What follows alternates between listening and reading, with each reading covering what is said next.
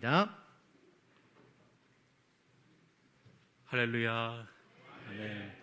반갑습니다. 주 안에서 그리고 우리 주 하나님과 또 예수님의 이름으로 평안의 인사를 드립니다. 함께 이렇게 예배 드리는 것만 해도 참 감사한데 또 부족한 종을 하나님께서 말씀을 나누는 자로 불러주셨습니다. 모든 성도님들 그리고 담임 목사님, 장로님들 당연 모든 분들께 감사의 말씀을 드립니다. 각 시대마다 그 시대에는 두드러진 질병이 있다고 합니다. 독일에 사는 한국 철학자인 한병철 씨가 10년 전에 한국 사회를 무한 경쟁 가운데 사람들이 피로로 찌든 그러니까 피로 사회라고 평가를 했는데요. 작년 코로나 이후에 10년이 지난 이후에 한국 사회를 불안 사회라고 평가를 했습니다. 여러분들은 고개가 끄덕여지십니까? 물론 사람들은 그 전부터 불안했었습니다. 그런데 요즘 마치 불안감이 감기처럼 익숙한 아주 감기처럼 흔한 시대가 되었습니다. 아니나 다를까 2024년도에 국립정신건강센터의 보고에 의하면 대한민국의 국민 가운데 74% 그러니까 4명 중에 3명이 극심한 스트레스로 불안감을 느껴봤다라고 자기가 보고를 하고 있다는 것이죠. 여러분 어떤 부분들에서 불안감을 느끼고 있었을까요? 과거의 사람들은 죽음을 불안했습니다. 근데 요즘은 현대인들은 사후 세계, 죽음 이후 세계를 현저하게 생각하지 않습니다. 그러니까 오늘날 죽음보다는 살아감이 더 불안한 것이죠. 그래서 어떤 내용들로 불안했냐면 육체적 건강이 불안하다, 혹은 경제적인 위기가 불안하다, 세 번째는 사회적 갈등 때문에 불안하다라고 이야기를 했다는 겁니다. 충분히 우리가 예상하고 공감할 수 있는 내용인 것 같습니다. 근데 여러분 이 현대의 불안감에는 이상하게 독특한 특징들이 있습니다. 어떤 거냐면 일단 전 연령대가 다 불안한데요. 젊으면 젊을수록 가면 갈수록 불안감이 옛날보다 높아지는 시대를 살아가고 있습니다. 중장년들은 여러분 노후 때문에 걱정이 좀 되시죠. 과학의 발전으로 생명이 연장이 되었는데 여러분 조금 썩은 거 느끼십니까? 생명도 연장이 됐지만 노후도 연장이 되어서 노후 준비를 좀 해야 되겠다는 생각들을 해보고 계시죠. 청년들은 어떨까요? 청년들은 아무리 노력을 해도 평생 직장을 이제는 구하기가 힘든 시대가 되었습니다. 그래서 집, 결혼, 그리고 자녀들도 포기하는 포기 세대라고 이야기를 하고 있죠. 인공지능이 발달을 해서 이제는 무슨 전공을 해야 되고 어떤 직업을 선택해야 될지 미래가 매우 불확실성 때문에 불안하다고 이야기합니다. 문제는 요즘 초등학생, 중학생들입니다. 여러분 조나단 하이츠라는 사람이 불안세대라는 책을 썼는데요. 코로나 이후에 우리 아이들이 70% 가까이가 증가를 했는데 뭐가 증가를 했냐면 자살률, 우울증, 불안장애가 증가했대요. 이유는 뭐냐면 사회가 너무너무 불안하니까 부모님들이 아이들이 밖에서 못 놀게 하고 집에서 놀게 한 겁니다. 그러니까 아이들이 어떤 세계에 들어갈까요? 핸드폰과 인터넷 세계에 들어갔는데 그곳에서 온갖 비난과 음란물과 폭력물에 노출되어서 부모님들은 불안해서 막기 위해서 했는데 오히려 더 불안한 세대가 되었다라는 게 오늘날 그 사람들의 전문가들의 지적이라는 거죠. 정말 불안한 시대를 살아가고 있습니다. 근데 요즘만이 아니라 사실은 인간은 기본적으로 디폴트 값이라고 그러죠. 기본값이 불안합니다. 왜냐하면 하나님께서 만들어주셨던 에덴 동산에서 쫓겨나고 난 다음부터 사람들은 이런저런 불안감을 가지고 살아갑니다. 여러분은 표정은 그렇지 않은 것처럼 보이지만 과거에 어떤 일을 한 것이 행여나 오늘 나의 일에 발목을 잡는 것은 아닐까? 불안감이 있고요. 미래 정말 내가 이렇게 살아가면 제대로 행복할 수 있을까라는 불안감이 있습니다. 과거와 미래의 불안이라는 감옥에 갇혀 살아가는 게 인간인지도 모르겠습니다. 그래서 사람들은 이것을 해결하기 위해서 노력을 하는데 주로 2가지 방식으로 노력을 합니다. 첫 번째는 어떻게 하냐면 일시적인 쾌락과 그것으로 지금 불안감을 잊어버리려고 노력을 한다는 거죠. 여러분 혹시 그것도 보셨습니까? 가끔 TV 프로그램 보면 산에 사시는 분 계시죠? 혼자 살고 산에 사시는, 이건 불안감을 초연하게 극복하려는 노력이긴 하지만 불안의 근본적인 원인을 해결할 수는 없는 것이죠. 그래서 학자들이 이걸 기만적인 기피라고 이야기를 합니다. 자기 스스로를 속여가면서 기피하는 거죠. 그런가 하면 대부분의 사람들이 이 불안감을 어떤 식으로 해결을 하려고 하냐면 굉장히 용감하게 안전장치들을 모든 불안 요소를 대비하려고 해서 열심히 준비하는 모습들로 우리가 살아갈 때가 참 많다고 이야기를 합니다. 여러분, 우리 잘 아시죠? 여러분 마음속에 불안한 감정도 통제가 안 되는데 정말 우리의 여러 환경에서 외부에서 오는 그 불안감들을 잘 대비하며 살아갈 수 있을까요? 특별히 이 불안의 시대 속에서 우리가 좀 경각심을 가져야 될 필요가 있는데요. 세상은 항상 이 불안감을 가지고 우리를 유혹을 했었습니다. 공격을 했었습니다. 지금 예를 한번 들어보겠는데, 정치 지도자들도 우리의 두려움과 불안을 자극을 해서 자기의 정치적인 아젠다를 취하려고 하는 그런 시대를 우리가 많이 경험하고 살아가고 있죠. 건강에 대한 불안을 조장해서 건강 제품을 팔려고 하는 시대를 살아가고 있고요. 불안한 마음을, 경제적인 불안한 마음을 이용해서 우리의 지갑과 계좌를 넘보는 시대를 우리가 살아가고 있습니다. 세상은 끊임없이 우리를 불안을 이용해서 악용하려고 하는 시대를 살아가고 있다는 거죠. 그러니까 여러분, 이렇게 정리 한번 해봤으면 좋겠습니다.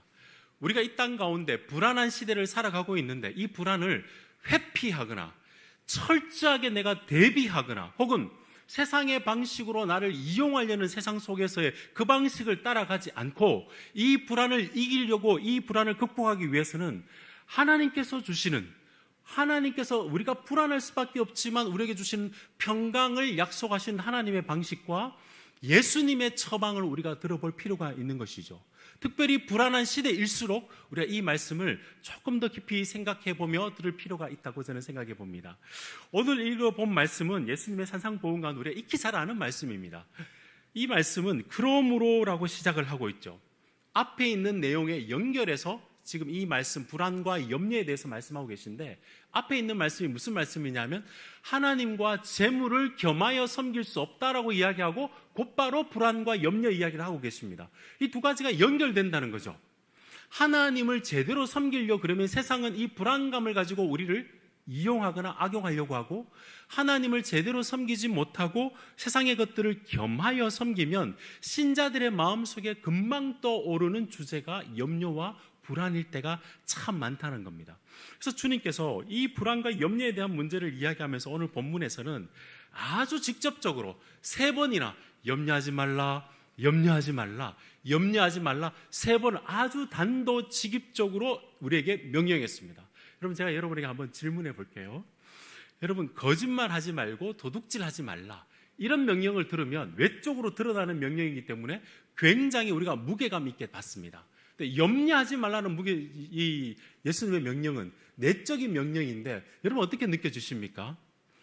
이건 좀 느슨하게 가볍게 다루는 듯한 우리의 모습을 볼 때가 많습니다. 그런데 여러분, 이 말씀을 우리가 동일한 무게로 받아야 될 이유는 뭐냐면 우리의 삶이 무너질 때, 외적인 공격 때문에 무너질 때도 있지만 사실은 대부분이 내 내면의 문제 때문에 넘어지고 불안과 염려와 의심의 바이러스 때문에 우리가 넘어질 때가 많기 때문에, 특별히 불안 시대 가운데 주님께서 이 말씀을 염려하지 말라고 단도직입적으로 명령하실 때는 이 말씀을 우리가 깊이 한번 생각해보고 더 귀 기울여서 들여볼 필요가 있는 것이죠. 오늘 이 말씀을 가지고 제가 이미 설교에 한번 스포일러가 되어 보겠습니다. 이미 아마 여러분의 주보 가운데 이미 3가지의 포인트가 나와 있을 것 같은데요. 주님께서는 염려와 불안 시대 가운데 우리에게 3가지를 권면해 주시는데, 첫 번째는 우리로 하여금 깊이 생각해보라 말씀해 주시고요, 2번째는 우리가 우선해야 될 일이 있다고 말씀해 주시고, 3번째는 오늘 우리가 해야 될 일이 있다고 말씀하십니다. 이 3가지는 사실은 깊이 생각해 보는 것은 뭐냐면 우리가 어떤 존재인지를 생각해 보는 것이고요, 그 다음에 우리로 하여금 우선해야 될 것이 있다라는 것을 우리가 기본적으로 삶을 어떤 태도로 살아가야 될지를 우리에게 말씀해 주시는 것이고, 3번째로 구체적으로 오늘 우리가 뭘 하며 살아가야 불안해서 극복할 수 있는지 우리에게 말씀해 주시는 주님의 말씀인 줄로 믿습니다. 바라기는 이 3가지의 주님의 명령의 말씀이 여러분에게 질책이 아니라 이 시대 가운데, 불안한 시대 가운데서도 평안을 얻고 살아가는 주님의 위로와 주님의 힘을 얻으시는 여러분 되시기를 우리 주님의 이름으로 축복드립니다. 제일 먼저 첫 번째, 우리가 불안의 시대 가운데서도 우리가 염려하지 않기 위해서 우리는 깊이 생각해야 됩니다. 뭘 생각해야 될지 우리 한번 살펴볼게요. 25절 말씀을 보면 이렇게 말씀을 시작합니다. 내가 너희에게 이르노니 목숨을 위하여 무엇을 먹을까, 무엇을 마실까, 몸을 위하여 무엇을 입을까 염려하지 말라. 목숨이 음식보다 중하지 아니하며 몸이 의복보다 중하지 아니하냐. 주님께서 염려하지 말라 명령하셨는데 이건 계속된 명령입니다. 그러니까 단회적으로 우리의 감정이나 행동으로 그냥 한 번 정도 염려하지 말라 이게 아니라 기본적인 태도가 염려하지 말아라라고 우리 주님께서 말씀하시는데 뭘 염려하지 말아라고 이야기하죠? 의식주에 관계되는 것이죠. 먹고 마시는 것입니다. 이런 왜 주님께서 이 이야기를 하셨을까요?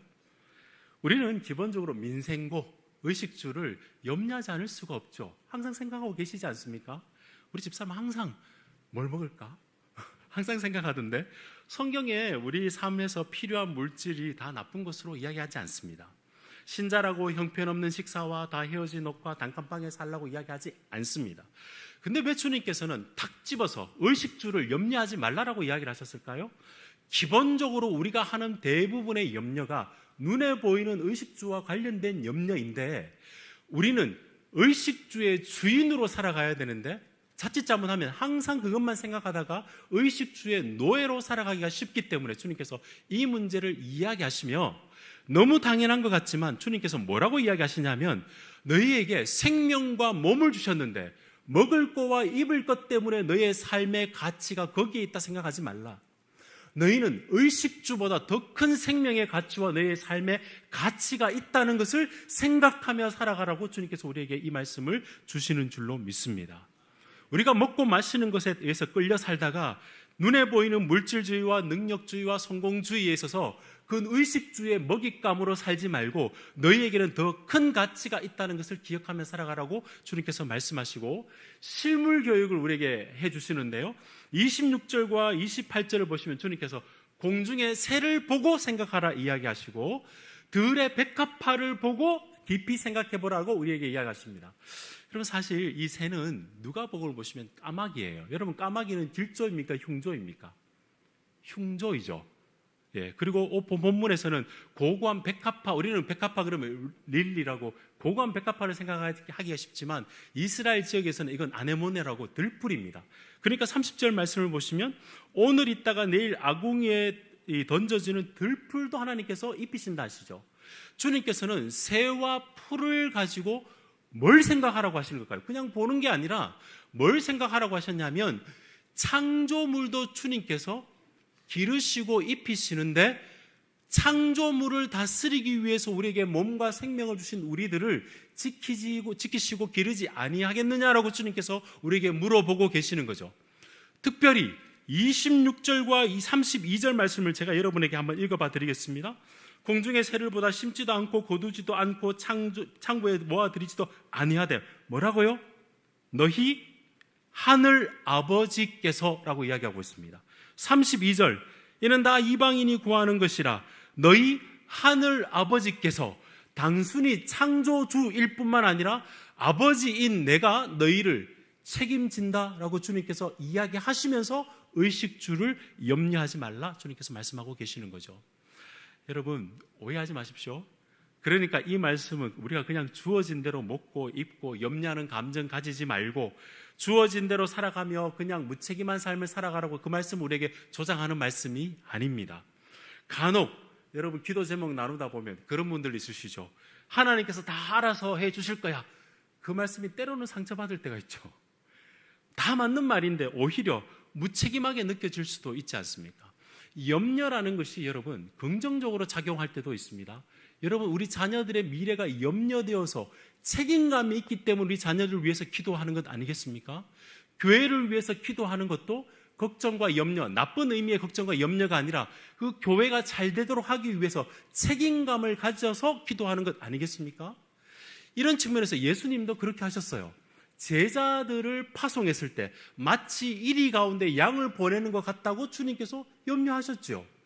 베드로도 감옥에 있었을 때 교회가 함께 기도했습니다. 왜 기도했습니까? 자신들의 지도자를 위해서 교회가 잘 되도록 하기 위해서 책임감 때문에 성실하게 저는 기도했다라고 생각합니다. 그럼에도 불구하고 주님께서 염려하지 말라고 단도직입적으로 우리에게 말씀하셨던 근본적인 이유는 27절 말씀 가운데 있습니다. 우리 27절 말씀을 함께 읽어볼까요? 27절입니다. 시작. 너희 중에 누가 염려함으로 그 키를 한 자라도 더할 수 있겠느냐. 아멘. 본문 말씀 보면 키라고 되어 있는데요. 이게 길이로 따지면 한 47cm, 50cm입니다. 여러분 요즘 이야기하면 병원에 가서 주사 맞으면 키 크던데요. 50cm는 키울 수 없습니다, 여러분. 그 키를 더할 수 없겠느냐라고 이야기하고 이게 시간으로 따지면 1시간입니다. 달리 말해서 우리의 삶 가운데서 하나님께서 우리의 힘으로 어찌할 수 없는 하나님께서 다스리는 영역이 있고 우리가 아무리 염려해도 그 염려가 무용하며 인간적인 측면에서 우리가 가지고 있는 한계가 있다는 것 너희가 알고 있느냐? 그 영역을 내가 다스리고 있다는 것 너희가 알고 있느냐? 주님께서 우리에게 반문하고 계시는 것이죠. 여러분, 이게 이 내용들이 굉장히 중요한 이유는 라인홀드 니버라는 철학자 혹은 신학자가 있는데요. 이분이 이런 이야기했습니다. 인간은 기본적으로 자신이 의존적인 존재라는 것에 그것이 무력감이 있어서 끊임없이 평생을 싸운다는 거예요. 달리 말하면 내가 누구에게 의존하고 있다는 것이 너무너무 싫은 거예요. 근데 사실은 이 유혹은 마귀가 사단이 처음 우리에게 준 유혹이죠. 아담에게. 하나님께서 우리에게 에덴 농사를 만드시고 하나님의 선과 하나님께서 베푸신 것 안에서 먹고 마시며 살아갈 수 있었던 잔치의 삶을 살아갈 수 있었습니다. 근데 사단이 그렇게 하지 말고 네 힘으로, 네 능력으로 네가 그 선을 넘어서 네가 가지고 있는 권한과 네 통제력을 발휘하면 하나님처럼 살아갈 수 있다, 통제력을 가질 수 있다라고 했던 것이 처음 유혹이었죠. 그 유혹에 넘어지고 난 다음에 모든 인간은 생명의 주인 되시며 이 땅을 다스리시는 하나님께 의존하기보다는 자기 힘과 능력과 자기의 능력으로 통제력을 가지고 살아가기를 원한다는 거죠. 그걸 확인해 보고 싶어서 끊임없이 노력하는 게 인간들의 모습이라고 신학자가 이야기를 합니다. 그런 것 같아요. 여러분, 이 말씀을 처음 들었던 초대교회 성도님들 한번 생각해 보십시오. 그들은 어려운 가운데서도 하나님만을 섬기려고 했습니다. 근데 세상은 어떻게 이야기했죠? 로마는 힘과 권력으로 팍스 로마나 이야기를 했어요. 로마의 평화, 세상의 평화는 세상의 방식과 힘과 권력을 가지면 평안할 수 있다고 이 방식을 따르라는 것이 세상의 유혹이었습니다. 그런데 초대교회 성도님들은 하나님만을 신뢰하며 살아가는 것이 성도의 참 평안인 줄 알고 그렇게 따라갔다는 거죠. 여러분, 이건 과거의 이야기만이 아닌 것 아시죠? 현대도 그렇습니다. 현대인에게 속삭이는 평안과 안정된 삶이 난 내가 원하는 만큼 풍요롭고 내가 원하는 만큼 다른 사람에게 눌리기보다는 내가 누르고 내 선택권과 내 통제력을 가지고 살아가기를 원하는 것이 우리 사람들의 기본적인 모습이지 않습니까? 사람들의 인류의 역사를 자유의 선택과 스스로의 통제력을 확대하는 과정이라고 맞아요. 그런 측면도 있습니다. 근데 이런 측면도 있죠.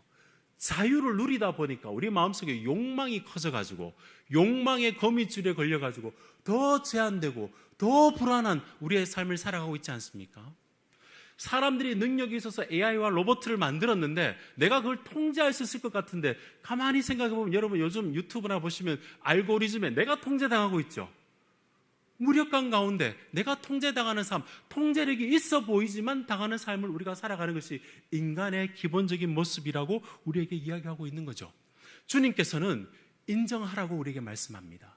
염려, 긍정적인 부분도 있지만 궁극적인 무용성이 있고 내가 다스리는 영역이 있기 때문에 너희는 그 영역 안에서 나를 붙들고 나를 신뢰하면서 살아가야 된다라고 주님께서 우리에게 이 말씀을 주시는 줄로 믿습니다. 여러분, 기본적으로 우리는 우리 스스로의 삶을 통제할 수 없는 걸 가지고 통제하려고 하다가 불안해하고 있고 하나님은 통제할 수 있는 하나님께서 너희의 삶을 붙들고 있으니 너희는 염려하지 말고 불안해하지 말라라고 주님께서 우리에게 말씀하고 있는 이 통제력과 이 주권의 싸움을 우리는 끊임없이 살아가고 있다는 사실이죠. 바라기는 여러분이 이 통제력과 이 주권의 싸움에서 하나님을 신뢰하면서 이 싸움에서 이길 수 있는 여러분 되시기를 우리 주님의 이름으로 축복드립니다. 여러분, 혹시 여러분 가운데 그리스도인이 아니신 분이 오늘 처음 혹시 교회로 오셨거나 마음속에 긴가민가 하시는 분이 있다면 혹시 마음속에 내가 불안감이 있다라고 한다면 그건 하나님을 찾는 사인이라 한번 생각해 보십시오. 얼마나 내가 이 문제를 회피하고 얼마나 내가 대비해야 이 문제를 불안감에서 벗어날 수 있다 이렇게 접근하기보다 하늘에서 오는 하나님께서 이 모든 것을 다스린다면 제3의 평안이 우리에게 있지 않을까 한번 깊이 생각해 보시는 여러분이 되었으면 좋겠고요. 혹시 여러분 가운데 그전에는 괜찮았는데 훨씬 더 많은 불안감을 느끼고 살아가고 있다면, 내가 혹시 내 손에 힘을 꽉 쥐고 있지만 하나님에 대해서는 느슨하게 손을 잡고 있는 우리의 모습은 아닌지 한번 생각해 보셨으면 좋겠습니다. 저는 어릴 적 저희 아버님이 양계장을 하셨거든요. 여러분, 양계장은 도시 한가운데서 할 수 없고 저기 산에서 할 수 있죠. 그래서 저는 어릴 때 통학을 했습니다. 한 3, 40분 정도 차를 타고 통학을 했는데, 어릴 때 친구들과 놀다 보면 늦게 올 때가 있죠. 그때는 핸드폰도 없었습니다. 그래서 부모님께 전화를 하는 거죠. 정류장에 내려서 산을 한 15분 정도 넘어가야, 동산을 넘어가야 집으로 갈 수 있는데 너무 무서우니까 부모님께 전화하면 아버님이 혼자 와 그러시겠습니까? 아니겠죠. 아버님은 저를 향해서 나오고 저는 아버님을 향해서 가는 거죠. 그 전에 있었던 묘지나 나무들, 철조망들 그렇게 두렵게 만들었던 저가 아버님이 저기에서 나오는 모습이 보이고 그 아버님이 나의 손을 딱 잡았을 때 아버님의 존재가, 주위에 있는 환경이 나를 평안하게 하는 것이 아니라 그 아버지의 존재가 나를 평안하게 했던 것을 기억하고 지금도 그 느낌을 기억하고 있습니다. 아마 여러분들도 비슷한 느낌을 가지고 있는 줄로 믿습니다. 세상 가운데 우리가 두렵고 힘들 때 우리가 해야 될 일은 내가 느슨하게 했던 주님을 잡았던 그 손을 다시 한번 의도적으로 하나님을 깊이 생각하고 또 나를 생각, 하나님 안에 있는 나를 생각하고 하나님을 꼭 잡는 여러분 되시기를 우리 주님의 이름으로 축복드립니다. 여러분, 이게 식상하게 느껴질 수도 있을지도 모르겠습니다. 하나님을 전적으로 의지하는 것, 세상 사람들의 눈에는 아무것이 아닌 것처럼 보이고 세상 사람처럼 앞을 이렇게 대비하며 살아가는 것처럼 보이지 않는 것처럼 느껴지지만 신자라면 압니다. 과거에 하나님께서 이스라엘 백성들을 애굽에서 출애굽에서 광야에서도 만나로 메추라기로 먹여주신 하나님을 따르는 사람들이 참 구원받은 성도이며, 예수님을 따르는 성도님은 예수님께서 오병이어의 기적으로 따르는 제자들에게 풍성하게 베풀어 주셨던 그 주님을 따르는 사만이 참 제자라는 사실을 우리는 알고 있습니다. 무엇보다 하나님 나라는 먹고 마심의 나라가 아니고 하나님 때문에, 주님께서 지금도 나를 다스리시고 있기 때문에 의와 평강과 희락의 나라에 내가 살아가고 있다. 내 힘 때문이 아니고 내 환경 때문이 아니고 하나님이 나를 쥐고 있기 때문에. 여러분, 이게 우리 신앙의 핵심이자 묘미 아니겠습니까? 내가 하나님을 꽉 쥐고 있다라고 생각하지만 살면 살수록 내가 내 인생이 나 것이라고, 내 것이라고 생각하는 그때에도 하나님께서 내 인생을 휘어잡고 계셨구나라는 것을 알고 그것을 고백하며 평생의 그 고백으로 주님을 따라 살아갈 수 있는 것이 신앙인의 고백인 줄로 믿습니다. 그러므로 여러분, 이 신앙을 다시 한번 회복하셨으면 좋겠습니다. 결국 불안은 나의 정체성과 통제력의 싸움입니다. 여러분, 제가 적용의 말씀을 한번 해드릴 텐데요. 매일 아침 일어나면서부터 하나님 아버지, 나의 아버지시죠? 저는 하나님의 자녀입니다. 내 가정도, 이 가정도 하나님의 것입니다. 우리 교회도 하나님의 것입니다. 하나님 아버지의 손이 나를 붙들고 계신 것을 압니다라고 여러분 스스로에게 선언해 주셨으면 좋겠습니다. 목사만 설교하는 것 아닙니다. 여러분 스스로가 여러분 자아에게 복음을 가지고 이 하나님의 손을 가지고 여러분 스스로에게 선포해 보십시오. 하나님, 나는 하나님의 것이고 오늘 하루도, 그리고 우리 가정도, 우리 교회도 주님의 것임을 아시고 주님이 내 인생을 붙들고 계신다는 것 압니다라고 선언하며 하루를 시작할 수 있는 여러분이 되었으면 좋겠습니다. 신자와 불신자의 차이는 염려거리가 있고 없고의 차이가 아니라, 신자는 내 모든 불안 속에서도 내 배후에는 하나님이 계셔서 하나님께서 나를 붙들고 계신다는 것을 알기 때문에 그 하나님께 맡기며 살아갈 수 있는 사람이 참 신자인 줄로 믿습니다. 의식주 문제를 의식하는 만큼이나 하나님을 의식하며 내가 하나님에 속했다는 사실을 날마다 자각하면서 선언하면서 살아가시는 여러분이 되었으면 좋겠습니다. 세상에서 안정과 인정을 위해서 더 가져야 되고 더 안전장치를 가져야 평안할 수 있다는 세상의 목소리에 흔들리지 마시고, 주님께서 주시는 내가 여기에 있다, 내가 너를 붙들고 있다, 내가 너를 알고 너를 붙잡아 주겠다라고 하시는 이 주님 안에서 안정감을 누릴 수 있는 여러분 되시길 바랍니다. 이렇게 주님의 손을 붙잡을 때 주님께서 빌립보서 4장 6절과 7절의 말씀처럼 우리에게 평안을 주실 것입니다. 우리 한번 제가 여러분 대신해서 한번 읽어드릴게요. 아무것도 염려하지 말고 다만 모든 일에 기도와 간구로 너희 구할 것을 감사함으로 하나님께 아뢰라. 그리하면 모든 지각에 뛰어난 하나님의 평강이 그리스도 예수 안에서 너희의 마음과 생각을 지키시리라. 아멘. 한번 외워보실까요? 네. 매일 아침 이 말씀을 한번 하나님 내 마음을 지키고 계시지, 내 기도할 때 하나님 내 마음에 평강을 주시지 라고 여러분 스스로에게 선포해 보시고, 단순히 마음의 평강뿐만이 아니라 베드로전서 5장 7절의 말씀처럼 우리가 염려를 주님께 맡기고 주님의 손을 붙들면 주께서 우리를 돌봐 주실 줄로 믿습니다. 베드로전서 5장 7절의 말씀 짧으니까 우리 함께 선언해 볼까요? 시작. 너희 염려를 다 주께 맡기라. 이는 그가 너희를 돌보심이라. 아멘. 저는 주님께서 염려하지 말라라고 단도직입적으로 세 번 말씀하신 것은 염려하는 우리들에게 질책하기 위해서 이 말씀을 주신 것이 아니라 내가 여기 있다, 느슨했던 손을 다시 한번 잡았으면 좋겠다, 주님께서 위로의 말씀으로 이 말씀을 주신다는 것을 믿고 주님을 다시 한번 깊이 생각하고 내가 주님께 속한 자라는 것을 생각하고 이 새 힘을 얻는 여러분 되시기를 우리 주님의 이름으로 축복드립니다.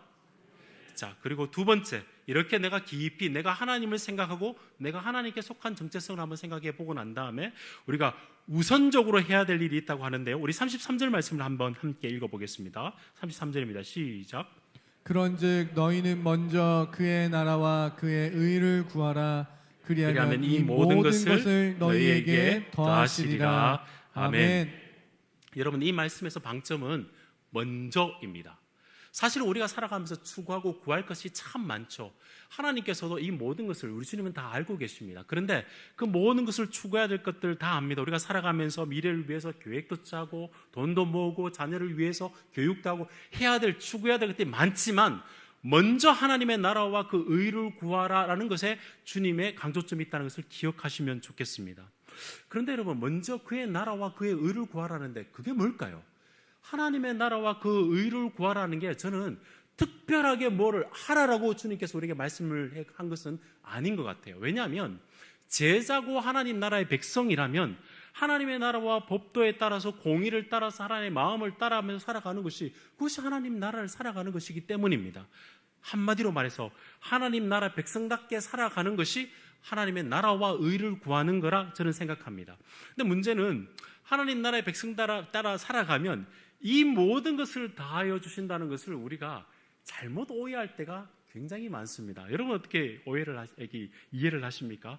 저는 이렇게 오해를 많이 했던 것 같아요. 이 모든 것을 다한다 그러니까 내 삶의 윤택함과 내 삶의 부유함만으로만 생각했던 적이 참 많은 것 같아요. 맞아요. 하나님께서 염려를 맡기시면 때로는 부유하게, 그리고 때로는 물질적인 풍요를 주실 수 있습니다. 여러분, 그런 간증 많이 들었고 저는 그것이 거짓이 아니고 진짜라 생각합니다. 그런데 하나님께서 우리를 다루실 때 똑같은 자녀라도 똑같이 우리가 다루지 않듯이 하나님께 모든 것을 맡기면 똑같은 윤택함과 부유함으로 하나님께서 우리를 아주 윤택하고 부유하고 편안하고 그런 삶으로 인도한다는 말씀이 아니라, 하나님의 백성답게 살아가면 우리에게 필요를 아시는 주님께서 채워주시되 우리로 하여금 낭망하지 않고 우리로 하여금 넉넉히 이 땅 가운데서 그리스도인답게 살아갈 수 있도록 임재해 주시고 우리를 도와주신다는 말씀으로 저는 이해하고 싶습니다. 그런가 하면 이 말씀을 옛날에 이렇게 많이 오해하셨던 것 같아요. 교회가 하는 일을 많이 하면 하나님께서 축복하셔서 그 가정과 사업에 축복해 주신다. 요즘은 교회 일을 너무 안 하셔가지고 참 이렇게 오해했으면 좋겠다 싶은, 오해하지 마시고요. 그런 생각이 드는데 사실은 그건 아니죠. 왜냐하면 교회라는 장소만 거룩하고 세상은 그렇지 않습니까? 기도만 거룩하고 세상에서 하는 직장의 일은 그렇지 않습니까? 아니죠. 세상에서 하는 일도 내 삶의 건사뿐만이 아니라 주위에 있는 사람들을 잘 섬겨서 하나님의 영광을 드러내고 하나님 나라가 확장되도록 내가 섬긴다면 직장에서 하는 일도 하나님 나라 일이고, 그런데 만약에 목사인 제가 설교를 해서 사람에게 주목을 받고 유명해지기를 원한다면 그게 오히려 더 세속적인 일이겠죠. 그러므로 주님께서 너희는 하나님의 나라와 그 의를 구하라는 것은 어떤 거룩한 일이 아니라 모든 일상 가운데 하나님이 기뻐하시고 하나님께서 영광을 받으시고 하나님이 가장 좋아하는 것이 무엇인지, 그분을 가장 즐거워하는 것이 무엇인지를 생각하며 살아가며 그것을 우선하며 살아가는 것이라 우리 주님께서 우리에게 말씀해 주신 줄로 믿습니다. 근데 여러분, 이 말씀 가지고 저는 여러분에게 조금 더 이 불안의 시대에 구체적인 적용을 한번 했으면 좋겠습니다. 무슨 말씀이냐면, 하나님의 의를 구하고 하나님의 나라를 살아가는 우리가 이 땅 가운데 나는 하나님께서 채워주시기 때문에 불안하지 않다는 것을 가장 잘 보여줄 수 있는 방식이 어떤 방식일까요? 하나님께서 나의 삶을 책임져 주시기 때문에 나도 여전히 불안함과 여러 가지 염려거리들이 있지만 그럼에도 불구하고 하나님께서 채워주시기 때문에 내가 주위에 있는 사람을 섬기며 한 명 한 명을 사랑하며 관심을 가지며 그 사람에게 사랑의 손을 내밀 수 있는 사람이 하나님께서 나를 채워주신다는 것을 가장 잘 드러내줄 수 있는 방식이라 저는 믿습니다. 알랭드 보통이라는 그 철학자가 있어요. 이 사람 무신론자이거든요. 그 사람이 책을 하나 줬는데 불안이라는 책을 줬습니다. 한국 사람들이 많이 불안한 모양이에요. 50만 부가 팔렸습니다. 근데 이 책에 인간이 불안한 5가지 원인이 있는데 첫 번째만 한번 들어보세요. 5가지를 제가 말씀해 보겠습니다. 사랑의 결핍, 속물근성, 기대감, 능력주의, 불확실성. 여러분 첫 번째가 뭐라고요? 사랑의 결핍. 여러분 그런 측면에서 봤을 때 우리는 내가 하나님을 사랑한 것이 아니라 하나님께서 사랑해 주셨고 끊임없이 사랑해 주시기 때문에 그 복음 때문에 그 복음의 힘으로 이 무신론자이지만 사랑 결핍이라고 이야기했다면 우리는 그 사랑을 그 불안을 이길 수 있는 복음의 힘을 가지고 있는 줄로 믿습니다.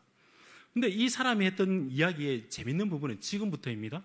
알랭드 보통이 불안한 현대인들이 그 불안감을 무뎌질 수 있게 하는 방식은 자신의 어떠함과 상관없이 그 사람 존재 자체가 귀하게 여길 수 있는 곳에 속하게 될 때, 사랑을 받을 때, 사랑하게 될 때, 그럴 때 불안감이 사라진다는 겁니다. 여러분, 사람 그 자체를, 그 사람이 성공하거나 실패하거나 모든 것 상관없이 하나님의 존재로 귀하게 볼 수 있고 하나님의 형상을 복음 안에서 회복해서 서로 사랑해 줄 수 있는 곳은 저는 교회밖에는 없다고 생각합니다. 무신론자인 그가 이야기했던 불안을 이길 수 있는 방식은 교회 안에서 하나님께 사랑받는 자들이 주위에 있는 사람을 사랑하는 방식으로 살아갈 때 불안감을 이길 수 있다고 이야기하고 있는 거죠. 알프레드 아들라는 심리학자도 이런 이야기했습니다. 자신의 우울증을 이기기 위해서는 자신의 우울증만 보는 게 아니라 다른 사람을 기쁘게 하면 자기의 우울증을 이길 수 있대요. 마찬가지인 거죠.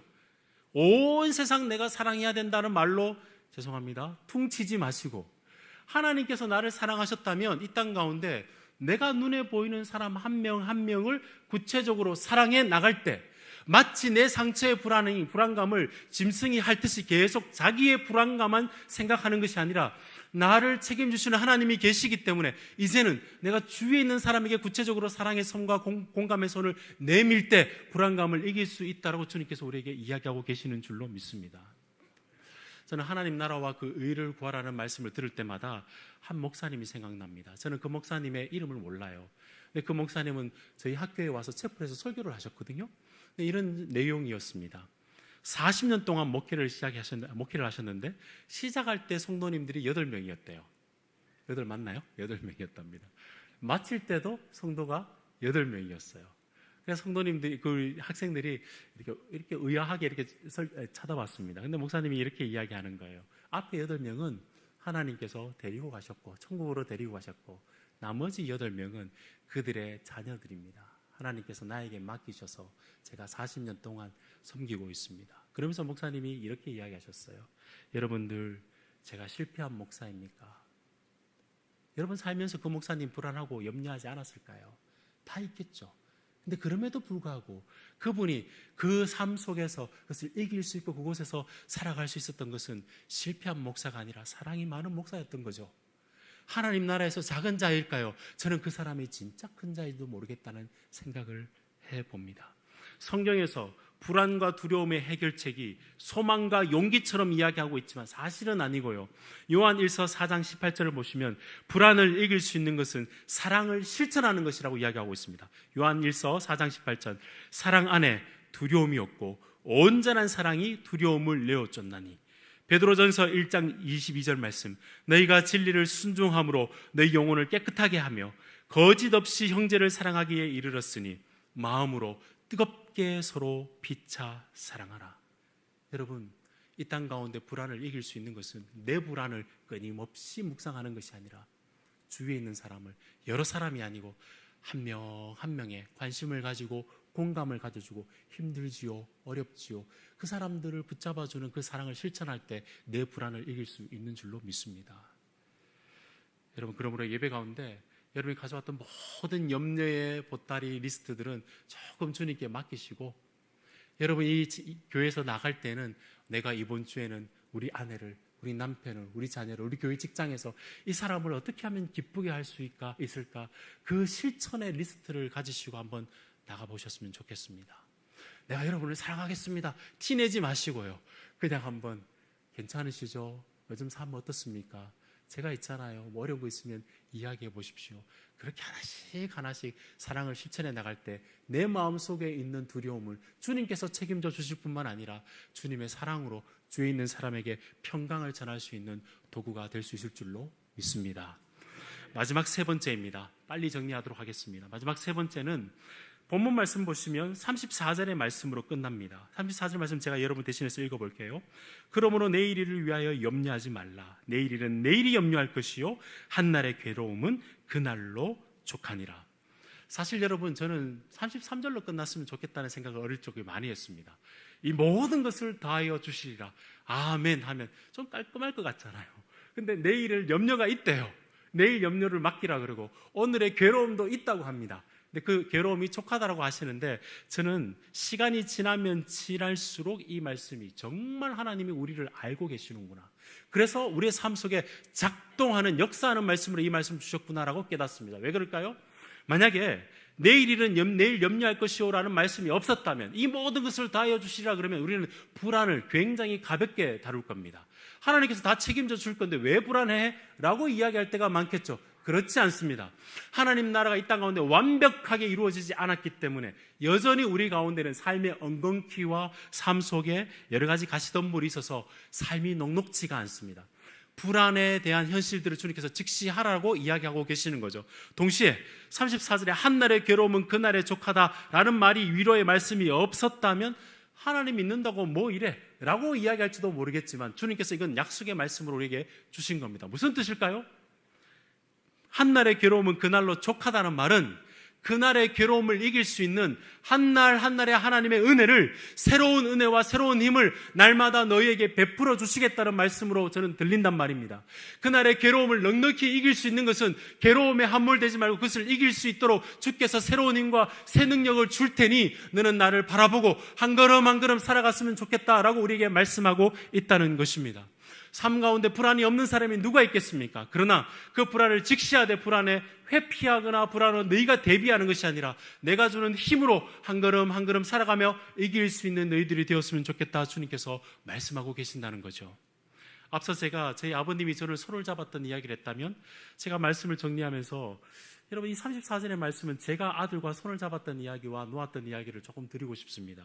제가 왜 이 이야기를 하냐면, 저희 집에는 아이가 3명이 있거든요.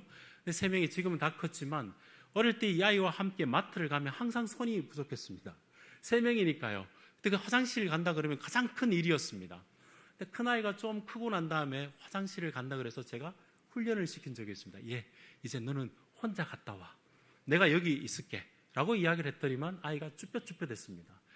가! 그러니까 한두 발 가다가 돌아보면서 아빠 거기 있으세요? 라고 이야기를 하고, 2발 정도 가고 난 다음에 돌아보면서 아빠 거기 있으셔야 돼요? 라고 말하고, 조금 더 가니까 사람들이 있으니까 말은 못해요. 고개만. 아시죠? 그리고 난 다음에 화장실을 급히 가고 난 다음에 돌아 나오면서 언제 그랬다는 듯이 아빠를 보고 느긋한 웃음으로 이렇게 오는 거죠. 제가 왜 이야기를 하냐면, 하나님 앞에서 살아가는 우리 신자의 하루하루의 삶이 이럴 때가 많다는 거죠. 하나님, 지금 나는 불안하고 염려거리가 많습니다. 근데 주님 거기 계시죠? 라고 물어볼 때 주께서 내가 여기에 있다 말씀해 주시고, 주님께서 주님 거기에 계시지요? 라고 이야기할 때 때로는 말씀으로 강력한 임재를 우리 가운데 함께 해 주시고, 아무 소리 못하고 정말 주저앉아 있을 것 같은 그때에도 주님께서는 내가 여기 있으니 오늘 다시 이 말씀을 듣고 염려하지 말고 나를 붙들고 신앙생활 했으면 좋겠다라고 주님께서 다시 말씀해 주셔서 하루하루 주님께서 주시는 새로운 힘으로 살아갈 수 있도록 주님께서 이 말씀을 주신 줄로 믿습니다. 여러분, 행여나 여러분 가운데 정말 힘들어서 아무것도 못하겠다라고 생각하시는 분이 있다면 마지막으로 권면합니다. 우리 주님을 한번 생각해 보십시오. 염려하지 말라 하셨던 주님께서는 염려의 세상으로 들어오셨고 모든 염려의 근원 되신 모든 문제를 본인이 해결하셨습니다.